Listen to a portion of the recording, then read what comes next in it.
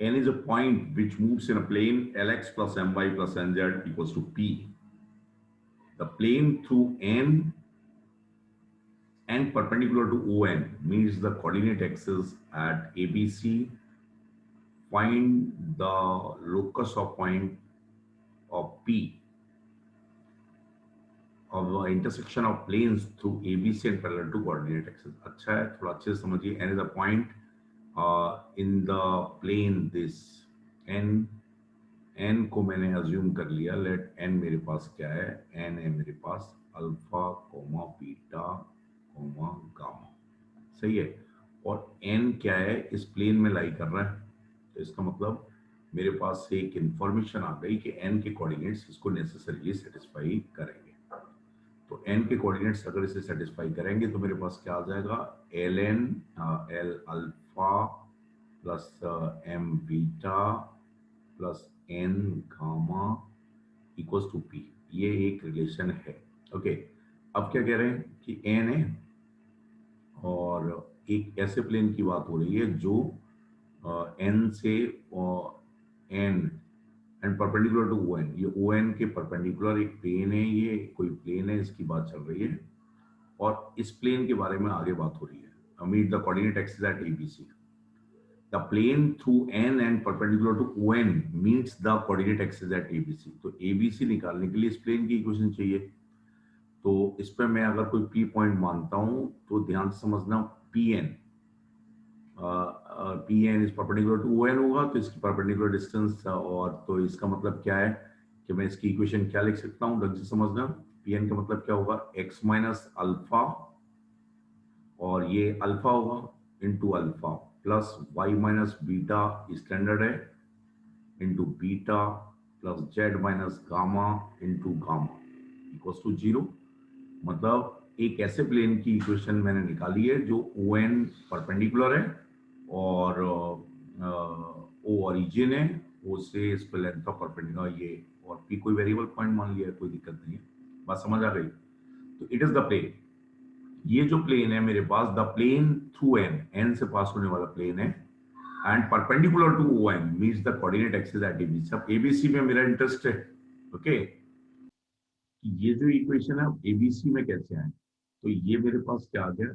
X alpha plus Y beta plus Z gamma equals to alpha square plus beta square plus gamma square. Okay.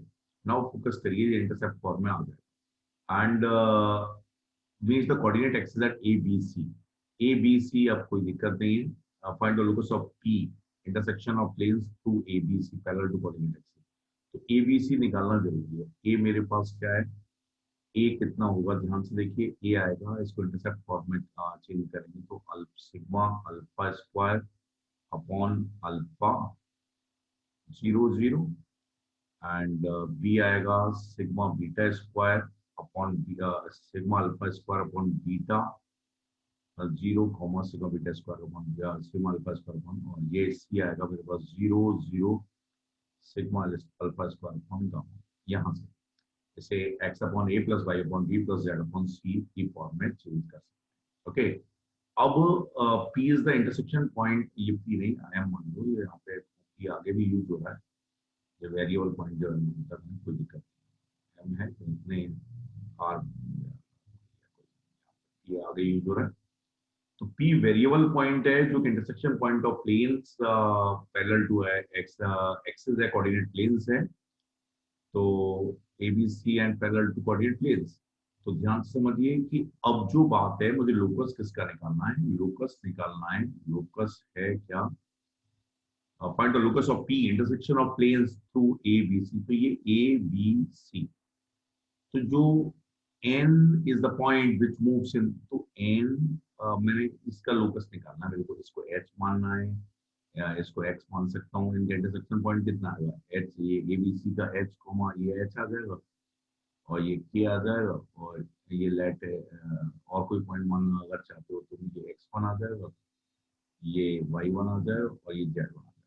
तो X1 Y1 Z1 ये है मेरे पास. इनको और यहाँ से इसका लोकस मुझे निकालना है. ये X Y Z ही लिख देता हूँ डायरेक्ट. ये X है, ये Y है और ये Z. बात समझ आ गई? पी के कोऑर्डिनेट्स एक्स वाई जेड ही आएंगे, जो ये उसको पी का एक्स कोऑर्डिनेट दिया आएगा, वाई कोऑर्डिनेट दिया आएगा और जेड कोऑर्डिनेट दिया आएगा। बात समझ आ गई भाई? Find the locus of P intersection of planes through ABC and parallel to coordinate planes. तो ये पैरेलल टू कोऑर्डिनेट यही होंगे। बात समझ आ गई? तो अब ध्यान से सुनिए कि कैसे किया जाए। ये मेरे पास क्या है, x की वैल्यू कितनी है, x की वैल्यू है sigma alpha square upon alpha है, सही है। और y की वैल्यू कितनी है, sigma beta square upon alpha square upon beta है।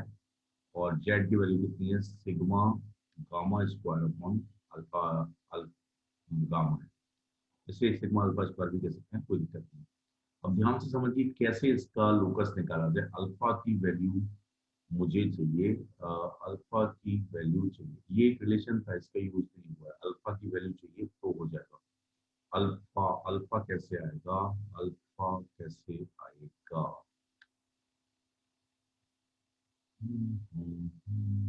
अल्फा कैसे आएगा, अल्फा कैसे, अल्फा स्क्वायर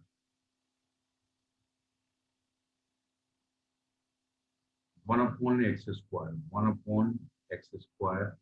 अल्फा की वैल्यू कितनी है, alpha upon sigma alpha square की वैल्यू होगी 1/x। सही है, इसमें तो कोई दिक्कत है नहीं। And beta upon sigma beta square की वैल्यू कितनी होगी,